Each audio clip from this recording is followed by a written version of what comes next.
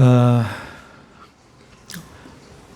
제목을 재림을 준비하는 것이라고 정했는데 부제목으로 재림의 새로운 전략, 재림의 새로운 전략이라는 제목으로 말씀을 증거하겠습니다. 오늘도 하나님의 크신 은혜가 우리 모두에게 있었으면 좋겠습니다. 여러분들 재림하면 어떤 생각이 나시는지요? 지난주 추석 기간이죠. 저희 막내 아들이 재림에 대해서 이야기를 하더군요. 직장 생활을 하는데, 그리고 돈을 버는데 주님이 재림하실 때 부끄럽지 않도록, 당황하지 않도록 살아야겠다, 이런 말을 차 안에서 했어요. 그래서 참 부모로서 마음이 대단히 행복했습니다. 여러분, 재림이 가까운다 하면은 꺼리끼는 사람들 있죠. 내일이라도 오십니다 하면 준비가 안 된 사람들 말입니다. 너무 재산이 많거나 너무 하고 싶은 게 많거나 아직 주님과의 관계가 전혀 진보가 없어서 낯설어서 주님이 안 반겨주시면 어쩌나 걱정되어서 믿음이 전혀 준비되지 않아서 그렇게 주님 오시는 것이 꺼려지는 사람들이 있을 수도 있는데요. 그래서 재림은 항상 신자들에게 있어서 그 신앙을 점검하는 척도였다, 이렇게 말할 수 있겠습니다. 여러분들 재림에 대해서 어떻게 생각하시고 재림하시면 어떤 마음이신지요? 오늘 본문 16절을 보면은 주 예수의 강림하심, 곧 재림이 언급되고 있죠. 그런데 그 재림에 대해 지금까지 우리의 자세에 연결되고 있는 것은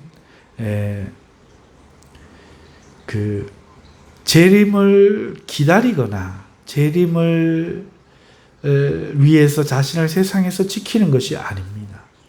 여러분, 재림이라고 하면은 주로 어떤 생각입니까? 세상에서 나를 구별하여 지키는 것, 죄를 짓지 않는 것, 그리고 내 믿음을 지켜내고 거룩하게 주님을 기다리는 것, 지키는 것, 기다리는 것, 이런 생각이 많으실 거예요. 그런데 오늘 16절에 주님의 재림을 이야기하는데, 이 재림이 그러니까 어떤 이야기로 이어져야 하는가 하면은 당연히 믿음을 지키는 것, 주님을 재림을 기다리며 사는 것으로 이어져야 될 것 같은데, 오늘 그것과 연결되는 것이 아니라 이 재림에 연결되는 것은 우리가 앞서 살펴보았던 그 믿음에 더해야 될 덕목들하고 연결되고 있다는 겁니다. 지금 5절부터 우리가 살펴보았던 재림에 더해야 될 7가지 덕목들, 이거를 이야기하다가 지금 16절에 주님의 재림을 이야기하고 있죠. 그러면서 12절을 보면은 너희가 이것을 이미 알고 있고 이미 있는 진리 위에 너희가 서 있으나 내가 항상 너희에게 생각나게 하노라 라고 말씀하고 있어요. 즉 항상 생각나게 하려고 하는 앞서 말한 믿음에 더해야 될 항목들과 주님의 재림이 연결되어 있다는 거죠. 우리가 흔히 이해하는 기다림, 그 다음에 자기를 지킴 등의 의미와 믿음에 더해야 될 7가지 항목은 서로 다른 개념처럼 보이고, 베드로가 연결짓고 있는 이 덕목들은 재림보다는 보다 믿음에 대한 내용으로 보이는 거예요. 구조를 이렇게 말씀드리니까 눈치가 좀 어려운 눈치 같아요. 다시 풀어서 한 번만 더 이야기할게요. 재림하면 내가 그동안에 경건하지 못해서 너무 세상에 빠져 살았어. 그러니까 빨리 회개해야지. 첫째 회개. 그리고 이미 회개되어 있는 사람은 이제 세상에 빠지지 말아야지. 거룩한 곳에 모여 있어야지. 자기를 지키고 기다리는 것. 이렇게 보통 생각이 되어지고 다른 성경에서도 그렇게 이야기하고 있고, 그러니까 재림을 16절에 이야기하면 그것을 이야기해야 되는데 12절에 보면은 그렇지 않다는 거죠. 앞서 이야기한 이것을 항상 생각나게 하려 하노라 하면서 재림을 이야기한다는 거죠. 그러니까 앞서 이미 말한 거는 5절에서 7절까지 나오는 믿음에 더해야 될 덕목들인 거죠. 그러니까 재림을 말하면서 기다림이나 지킴이 아니라 믿음에 더해야 될 덕목들과 재림이 연결되고 있다 하는 것입니다.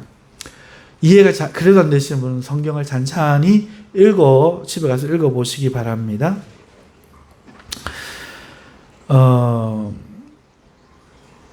자, 그렇다면 베드로 사도는 왜 이 덕목들과 재림을, 우리가 이해하고 있는 기다림과 구별, 이런 게 아니라 왜 이 믿음에 더해야 될 덕목들과 재림을 연결시키고 있으며 이것이 어떻게 정당한 연결일까요? 그 이유를 먼저 여러분에게 제가 아는 세상의 일로 설명을 한번 해보겠습니다. 주님의 재림에 대해 우리가 준비해야 할 것에 대해서 지킴이나 기다림이 아니라 믿음의 덕목들로 이어지는 이 베드로의 설명은 현대 축구 이야기와 매우 흡사합니다. 그래서 제가 지금 제가 이해하는 축구 이야기를 통해서 이걸 한번 말씀을 드려볼게요. 지금 항저우 아시안게임에서 우리나라 축구 대표팀이 중국을 이기고 4강에 진출했죠. 올랐습니다. 상대한 중국은요, 한국 수준이 다른 팀이었다. 우리와는 수준이 다른 팀이었다. 이렇게 말을 하면서 자국 축구의 분발을 촉구하고 있는데요. 여러분, 축구하면 또 생각나는 사람 누가 있습니까? 우리 때는 차범근. 그런데 지금은 아무래도 손흥민 선수 같아요. 여러분, 축구 종주국 영국 리그에서도 세계 최강의 공격수 중 한 명으로 평가받는, 인정받는 자랑스러운 우리나라 선수잖아요. 여러분, 이 축구 룰은 아주 단순합니다. 공을 상대 골대 안에 더 많이 넣으면 이기는 거예요. 더 많이 넣는 사람이 이기는 겁니다. 안 먹히고 넣으면 더 좋겠지만 결론은 더 많이 넣으면 이기는 거예요. 그런데 이것이 쉽지 않아서 훌륭한 감독과 전문 포지션의 선수가 필요하고, 그런데 이게 귀한 거예요. 그래서 그들의 몸값이 수천억을 넘어요. 운동하는 한 선수 몸값이 수천억을 넘습니다. 한마디로 잘 지키고 잘 넣는 것이 축구다는 거죠. 그래서 잘 지키는 수비수, 잘 넣는 공격수, 공을 연결해주는 플레이메이커, 가격이 어마어마합니다. 여러분, 이 축구에서 이기기 위해서 이 축구가 얼마나 노력하는지 모르겠는데 이 축구하는 방식이 변화하고 있어요. 골대를 지키기만 해서는 이길 수가 없잖아요. 딱 둘러서갖고 딱 키 큰 사람이 2m 째서갖고 11사람이 축구대 딱 맞고 있으면 공 못 넣겠죠. 근데 이기지도 못해. 안 그래요? 못 이긴다는 겁니다. 골을 많이 넣어야 하죠. 그래서요, 이 세계 축구 트렌드는요, 처음에는요, 골을 잘 넣는 공격수가 인기가 있었고, 그런 공격수를 얻어오는 팀이 세계를 제패했죠. 펠레, 마라도나, 메시 등 화려한 공격수가 각광을 받았습니다. 한마디로 축구의 처음은 공격 축구의 전성기였다. 개인 능력의 전성기였다. 이렇게 말할 수 있겠어요. 축구 잘하는 사람이 이기는, 팀을 이기게 하는 그런 것이 축구 경기였다. 이렇게 말할 수 있겠죠. 하지만 어느 때부턴가 먼저 선수비한 후에, 먼저 수비를 견고히 한 후에 역습하는 팀이 세계를 지배하기 시작했습니다. 리그에서 우승은 단 게임은 공격이 센 팀이 이기는데 리그에서 우승하거나 챔피언스 리그에서 우승하는 것은 수비를 잘하는 팀이 이기더라는 거죠. 자기 진영에서 방어를 하다가 상대가 골을 넣기 위해 올라온 빈 공간에 역습을 하는 축구입니다. 발이 빠른 선수가 뛰면은 패스가 좋은 선수가 볼을 건네주는 겁니다. 그러면 그 공격수가 골키퍼와 1대1 상황을 맞이하고 유능한 공격수가 그대로 골을 넣어버린 것이죠. 공을 소유한 시간은 훨씬 적은데, 공을 점유하고 있는 것은 훨씬 적은데 승리할 수 있는 아주 효과적인 방법이었다는 거죠. 뭐 대표적으로 무리뉴, 콘테, 예? 여러분 손흥민 때문에 잘 알게 된 이 감독들 한 번쯤 들어보셨죠? 이들이 그런 전략을 주로 쓰는 감독들이죠. 하지만 이 방법은 선수들이 좋아하지 않아요. 축구가 이기기 위해 하는 것은 맞는데 이 방식은 하고 싶은 축구는 아닌 거예요. 이기기 위한 축구죠.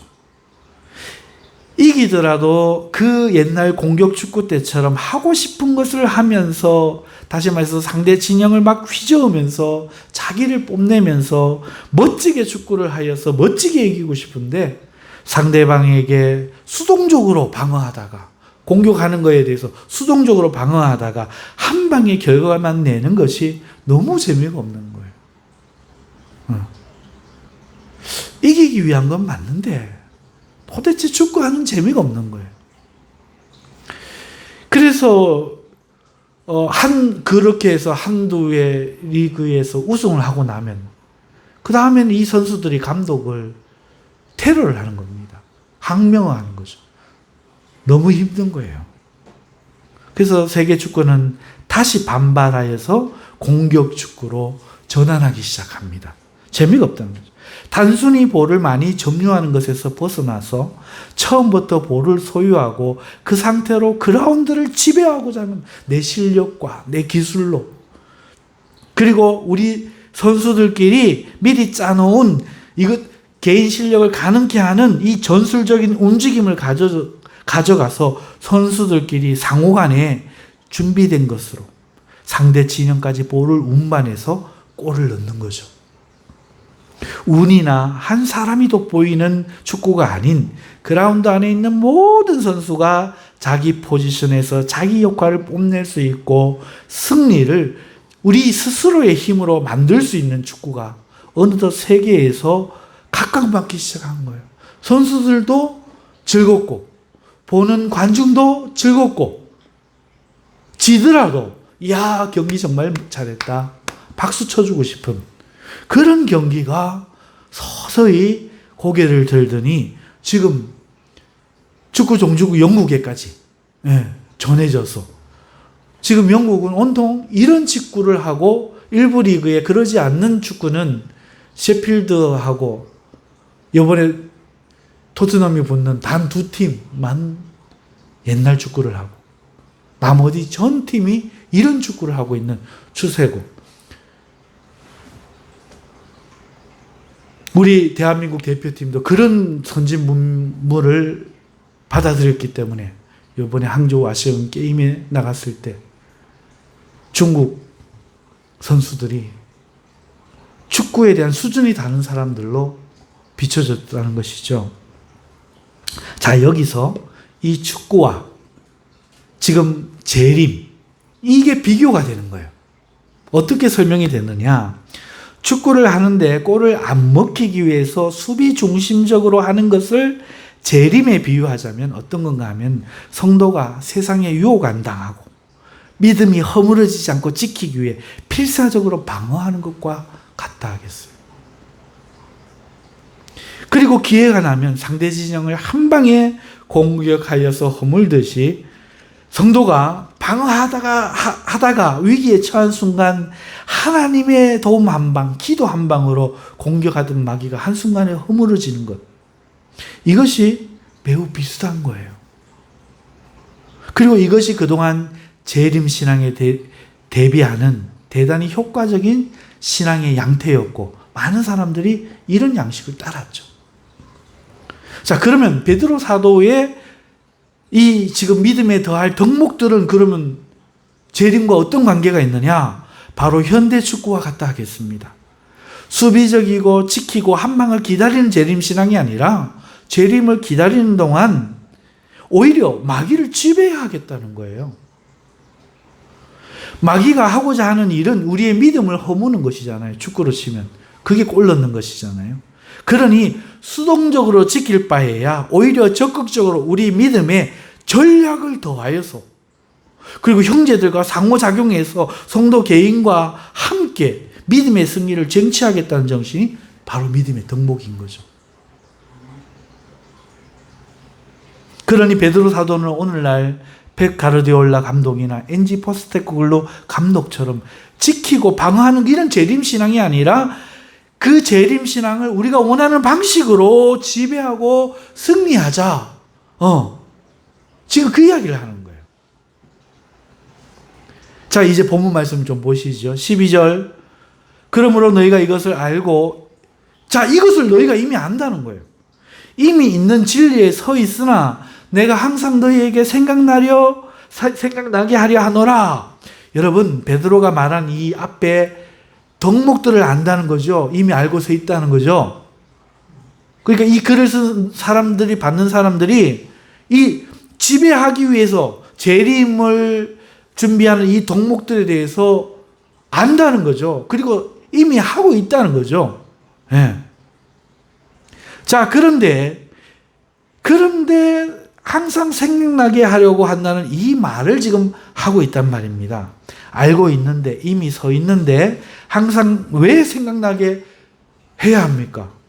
이미 하고 있는데, 즉 이것은요, 감독의 마인드를 말합니다. 이미 현대 축구를 하고 있는 거예요. 그런데 우리 현대 축구를 잊지 말자. 항상 우리 현대 축구를 해야 된다. 옛날로 돌아가면 안 된다. 이야기를 하는 것이죠. 자신이 원하는 축구가 지속되게 하는 일이 감독의 일인 것처럼 베드로 사도는 이 전략을 확신하고 계속해서 펼치겠다고 의사표명을 하는 것이지요. 이것에는 조금 이해가 필요한데요. 제가 축구에 대한 이해가 어떻게 왔는지 말씀을 드린 것처럼 주님의 재림의 신앙도 이 시절에 변해왔어요. 무슨 말인가 하면 주님이 승천하셨잖아요. 하늘로. 그리고 곧 오신다 하셨잖아요. 그래서 제자들이 어떻게 했겠어요? 여러분 같으면 어떻게 해요? 눈에서 구름 타고 올라가면서 내가 곧 오마 살아서 내가 오는 걸 보는 자들도 있으리라 그러면 어떻게 하겠어요? 이제 돈 벌러 세상 가겠어요? 아니죠. 직장 그만두고 땅 팔고 집 팔고 사도행전 뭐 나와요? 땅 팔고 집 팔아가 갖다 바친 이야기 나오잖아요. 그래갖고 아무도 자기 걸 자기 거라 하지 않고 서로 나눠 쓰고 막 이런 얘기 나오잖아요. 왜? 주님이 곧 오신다 했으니까. 이제 재림이 올 건데 일하면 뭐예요? 그래서 제자들이 모여 기다리고 있었다는 거죠. 그리고 자기들 살아생전에 오실 거라고 생각했습니다. 심지어 1년, 2년 안에 오실 거라고 생각하는 사람들도 있었겠죠. 적어도 몇십 년 안에는 올 거라고, 몇 년 안에는 올 거라고 안 생각하겠습니까? 이를 보여주듯 데살로니가전서 5장을 보면 마치 주님이 곧 오실 것처럼 사도 바울이 말씀하고 있어요. 주님 오시면 어쩌려고 도적같이 임할 거다 막 이러면서 그런단 말이에요. 자, 그런데 안 온 거예요. 바울 사도도 그렇게 이야기했단 말이에요. 데살로니가전서 5장에 도적같이 임하시리라 막 이렇게 너고 바르게 살아라 막 이렇게 했는데 안 온 거예요. 그러니까 같은 데살로니가 후서를 바울 사도가 새로 있으면서 뭐에 대해서 쓰는가 하면은 이렇게 쓰는 거죠. 주님이 강림하기는 하시는데 강림하기 전 성도가 받아야 될 환난이 있다. 그리고 성도를 위험에 빠뜨리는 거짓 교사들이 교회 안에 들어왔다. 이에 대비해라. 경고하는 거죠. 환난이 있으면 뭐합니까? 주님 오면 끝나잖아요. 거짓 교사가 오면 주님 오시면 다 죽여버리고 끝나잖아요. 그런데 주님이 안 오시고 있는 거야. 그러니까 거짓 교사가 문제가 되지. 이제 처리를 해야지. 로마로부터 환란이 다가오고 있으니까 주님이 그 전에 오시면 대비할 필요 없지. 근데 안 오실 수도 있잖아. 지금까지도 안 오셨는데. 그러니까 대비해야 될 필요가 있잖아요. 마냥 기다리면 안 되지요. 그렇죠? 즉 무조건 참고 기다리기만 할 것이 아니라는 거지요. 재림이 금방이면 대처하지 않아도 재림과 함께 모든 것이 끝나고 해결되는데 재림이 늦어질 수도 있으니 당한 환란에 어떻게 대처해야 하는지, 거짓 교사가 등장한 이 문제를 우리가 어떻게 대처해야 하는지 할 말이 있다는 거죠. 이거에 대한 질문에 답해야 되는 거죠. 그러니까 재림만 기다리면서 참는 것은요, 참고 있으면 어떻게 돼요? 거짓 교사가 막 들어와 있는데 주님 오면 끝나는데 하고 참고 있으면 어떻게 되겠어요? 기쁘지 않고 효과적이지 않은 거죠. 고통스러운 거죠. 안 그렇겠어요? 그저 조금만 참으면 이긴다. 참다 주님 오시는 한 방으로 끝! 이러면 되는데 그게 안 되니까. 그래서 성도들은요, 그 시대에 감독들로부터 새로운 전략을 지시받습니다. 바울과 베드로 이런 사도들, 감독들로부터 새로운 전략을 지시받아요. 데살로니가후서에 사도 바울이 새로운 지시를 한 것처럼 수동적인 믿음에서 능동적인 믿음으로 마인드를 바꾸는 거예요. 모여서 재림을 다 팔고 내 거 네 거 없이 쓰고 기다리는 그런 방어적인 신앙이 이제 일하는 거죠. 야, 너가 일해서 가난한 사람을 도울 수 있는 힘이 있게 해라. 전략이 바뀌는 거예요. 내일 지구가 망할지라도 오늘 나는 한 그루의 사과나무를 심겠다. 이렇게 마인드가 바뀌는 거죠. 지키고 참고 있으면 되는 게 아니고 오실 때 오실더라도 이런 거는 너무너무 괴롭다. 이런 게 신앙이라면 너무 괴롭다. 저 마귀한테 공격받고 그걸 참고 기다리고 내 믿음 안 뺏기려고 이런 게 너무 괴롭다. 내가 공격해서 지배하고 재림의 날까지 믿음의 전장을 지배하겠다. 이 생각이 듭니다. 열심히 일하고 믿음의 덕을 더하고 덕의 절제를 더하고 절제의 지식을 더하고 막 이렇게 자가 나를 믿음을 없애려고 하는 건 내가 믿음을 강하게 하는 게 낫지. 이거 안 부서지려고 막 막는 거는 너무 재미가 없다. 너무 괴롭다. 이런 생각이 든 거죠.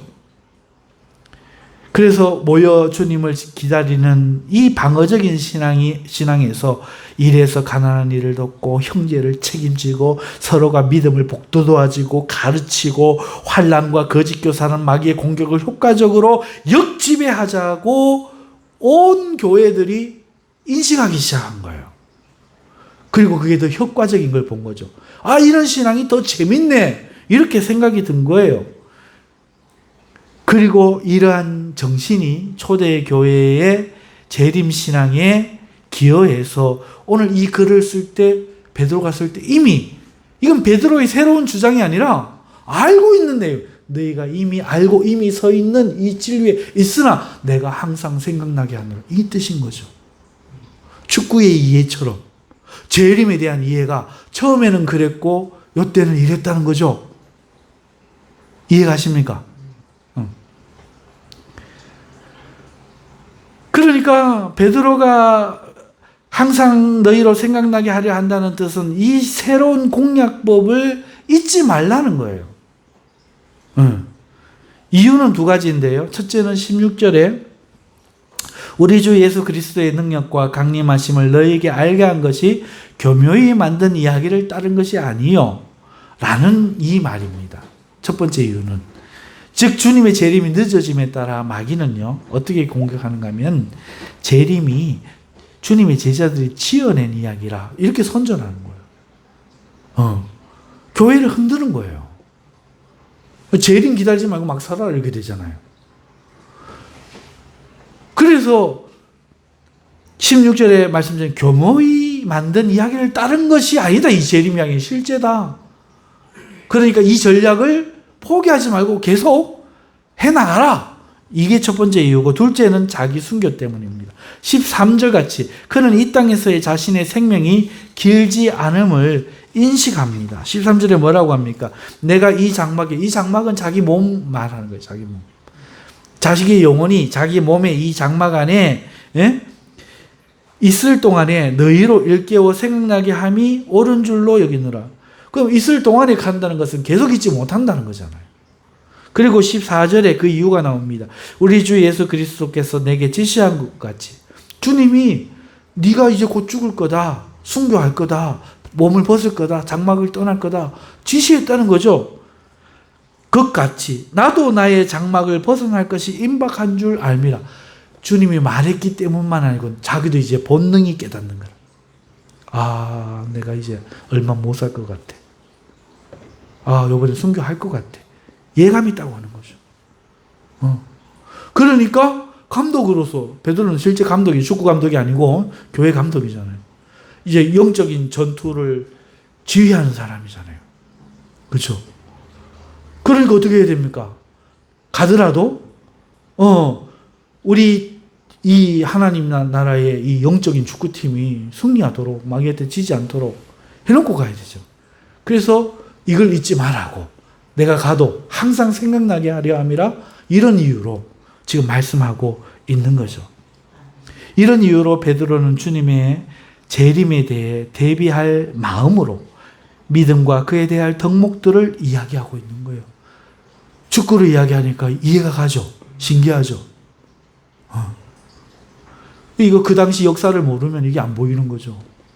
축구에 대한 이해가 이거를 딱 비교가 되니까 아, 이거 비슷한 거네.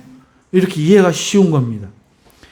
이것이 재림의 단순한 기다림이나 자기 지킴, 거룩함 추구를 이야기하는 것이 아니라 믿음과 덕목들을 이야기하는 이유예요. 그리고 이것은 새로이 제시하는 방법이 아니고 교회 성도들이 늦어지는 재림으로 인해서 이미 더 나은 방법을 찾았는데 바로 그거죠. 베드로는 이제 순교를 앞두고 그것을 유지하도록 팀을 떠나기 전에 마지막 당부를 지금 하고 있는 거예요. 깨달아지시면 아멘. 우리나라 월드컵 한국 대표팀 감독이 클린스만이라는 사람이 왔는데요. 이 사람이 바로 전에 우리 감독이었던 벤투의 이 빌드업 축구를 개성하지 않은 걸로 보여요. 우리가 그때 16강까지 갔죠. 지난번에. 근데 빌드업으로 갔거든요. 처음에 못한다고 얼마나 욕먹었습니까? 꿋꿋이 빌드업을 해갖고 이제 월드컵 나갈 쯤에는 선수들이 무슨 얘기를 하는가 하면 우리 감독 괜찮다. 이제 우리가 무슨 축구 하는지 알겠다. 이러고 하면서 16강 갔거든요. 그런데 이 클리스만이 와가지고 그걸 개성하지 않는 거죠. 지금 5번인가 평가전을 했는데 승리가 없어요. 근데 승리가 없어 사람들이 문제를 삼는 게 아니라 평가전에서 그 전술이 무엇인지 알 수가 없다는 거예요. 가만 보니까 선수들 개개인의 기량으로 운영하려고 한방축구, 손흥민 뛰고 김민재 수비 잘하고 한방축구로 이강인 패스 잘하고 이걸로 어떻게 하려고 하는 거 아니냐, 그런 것 같다. 비평이 막 쏟아지고 있는 이유죠. 그동안 해왔던 거를 왜 무너뜨리는 거예요? 왜 이용하지 않느냐? 선수들 이제 다 알고 있는데. 지금 이 베드로 사도의 이 재림에 대한 초대교회에 발전된 이 재림 전략이, 믿음 전략이 오늘날 교회에서 얼마나 그럼 유지되고 있습니까? 여러분 재림 가면 이 전략이 딱 떠올랐나요? 아니면 다 잊고 있었나요? 그래서 개개인의 신앙으로 재림을 기다리는 인식으로 퇴보되어 있지 않나요? 마치 그런 일 없었다는 듯이. 내 믿음 내가 잘 지켜야지. 그러면 우리 퇴보한 거죠. 교회가 까먹은 거죠. 그것은 더 나은 방법이 아닙니다.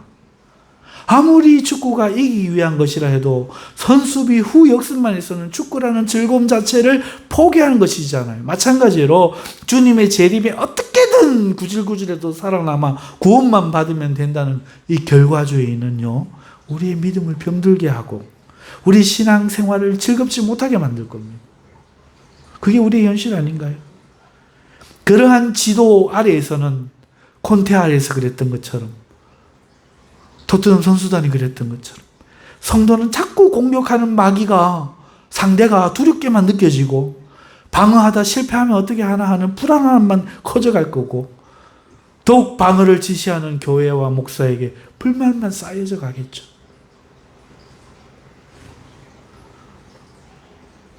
그 우리의 믿음은 그런 방어해야 할 만한 약한 것이 아니라는 거예요.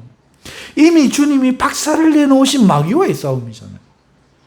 우린 믿기만 하면 되거든요. 이런 싸움인데 어찌 재림을 기다린다는 이유로 딱 들어가니 갑자기 믿음을 보호하고 수비하고 지키고 어떻게 하든지 얻어맞으면서도 기다려야지. 이걸로 바뀝니까? 오히려 우리가 이 믿음에 대해서 더 집중하고 더 자랑스러워하고 이 능력을 알고 중국이 한국 대표팀을 보고 느꼈던 그 공포심을 마귀가 느끼도록 해줘야 하지 않겠습니까? 2000년 전 신앙보다 2000년 후의 신앙을 보면서 이야 현대 성도들은 믿음의 퀄리티가 다르다, 수준이 다르다, 절대로 못 이긴다 이런 생각이 들게 해줘야 하지 않겠습니까? 그런 과정에서 우리 자신은 이 신앙으로 지배하는 이 믿음의 전 과정이 즐겁고 행복해야 되지 않겠습니까? 그것이 더 나은 방법이죠. 그리고 더 좋은 결과를 가져올 겁니다. 결과는 심지어 보장되어 있잖아요. 재림을 기다리는 것이 이것이 이토록 즐겁고 하려면 이 전략을 써야 된다는 거죠. 믿음의 덕을 더하고 덕의 절제를 더하고 절제의 지식을 더하고 이런 것들을 해야 된다는 거죠. 여러분 그러므로 이 믿음의 덕목들을 잊으면 안 돼요. 잊으면 안 됩니다.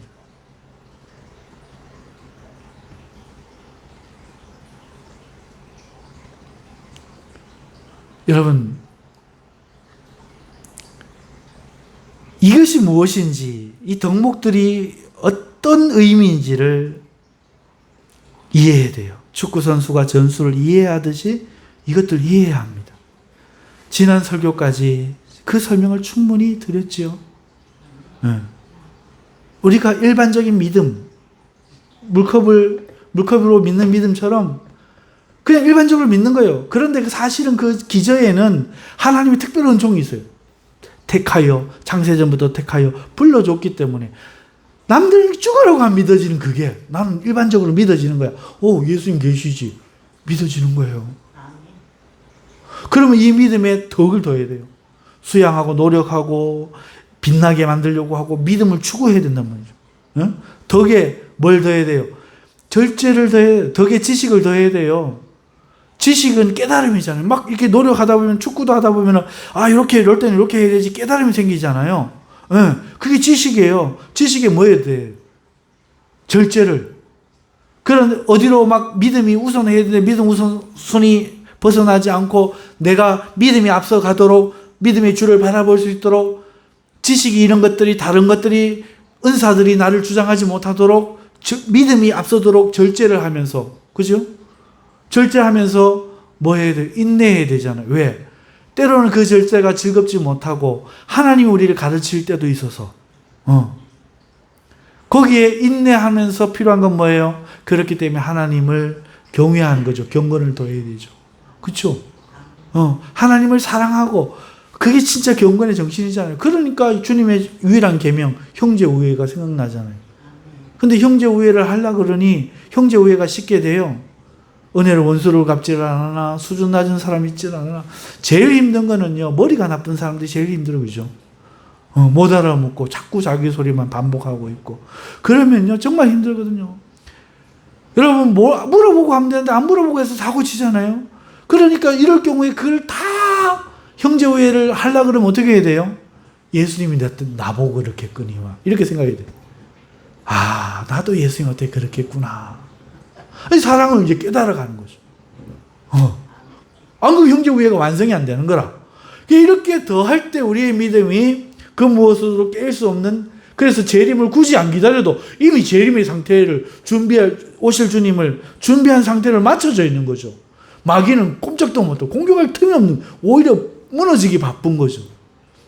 펩 가르디올라, 지금 토트넘의 엔지 포스테코 글루가 추구하는 이런 축구가 대단한 팀이 되듯이, 성도들이 믿음을 알고 이 전략을 알고 형제 우애까지 막 더해져서 공동체로 막 하니까 승리를 하는 거죠.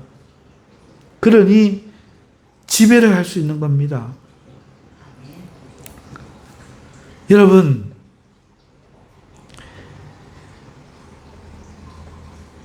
축구 경기는 정해진 시간이 끝나면 끝이 나잖아요. 그리고 누가 승리한지 결정이 되잖아요. 마찬가지로 우리 신앙도요, 주님의 재림과 함께 마귀가 우리를 이겼는지, 우리가 마귀를 이겼는지 그 결과를 알게 되겠죠. 그리고 승리자에게는 그 영광과 가치가 주어지겠죠. 보상이, 상급이 주어집니다. 패배자는 끝나는 거죠. 여러분, 주님의 재림을 애써 기다리지 마십시오. 기다려야 될 그 재림을 오늘 이 말씀대로라면 애써서 기다리지 말라는 말이에요. 자신을 세상에서 지키고만 있지 말라, 그 말이죠. 죄를 안 짓기 위해 싸우고만 있지 말라, 그 말입니다. 오히려 주님께서 초대교회에 새로이 만들어주신 이 전략을 여러분들도 이해하고 익히고 믿음의 경기에서 쓰라, 이 말입니다. 자기 것으로 만들라, 이 말이죠. 이게 더 나은 방법입니다. 그러면 마침내 결과도 가져오고 여러분의 믿음의 여정이 즐거울 겁니다. 신앙생활이 기쁘고 활기가 생길 줄로 믿습니다. 형제 사랑과 사랑으로 완성되는 믿음 때문에 혼자가 아님을 알고 더욱 힘이 생길 것입니다. 이 은혜가 여러분들에게 있으시기를 주님의 이름으로 축원합니다. 기도하겠습니다. 하나님 아버지, 고맙고 감사합니다. 오늘 축구를 통해서 이 믿음의 덕목들이 더해져야 될 이유, 그리고 이게 어떤 행위인지를 하나님 살펴보았습니다. 베드로 사도는 이 이야기를 하면서 주님의 재림을 이야기하고, 이 주님의 재림은 공연히 지어낸 이야기가 아니라 하나님께서 친히 말씀해 주신 귀한 이야기인 것을 힘써서 증언했습니다.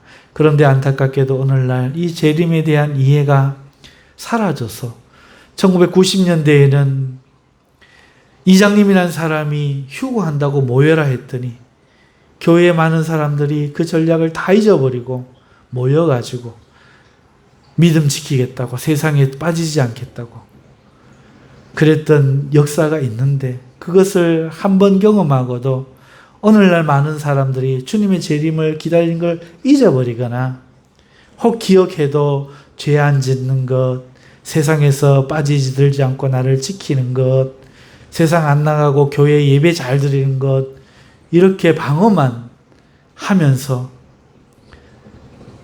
생기와 활기를 잃어버리고 기쁨과 즐거움을 잃어버리고 의무와 고통으로 점철된 신앙의 모습을 자녀들에게 보여주므로 자녀들이 교회 다니기 싫어하는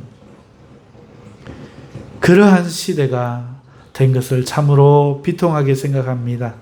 하나님, 오늘 다시 한번 2000년 전에 이 말씀이 우리 교회들에게 들려질 수 있도록 축복해 주시고, 무엇보다도 오늘 이 자리에 모인 사랑하는 자녀들, 주님의 재림에 대하여 이 믿음의 덕목들을 확실히 이해하고 연습하여 이 경기가 자신들의 믿음의 경기가 되고 승리자가 다 될 수 있도록 축복하여 주시옵소서.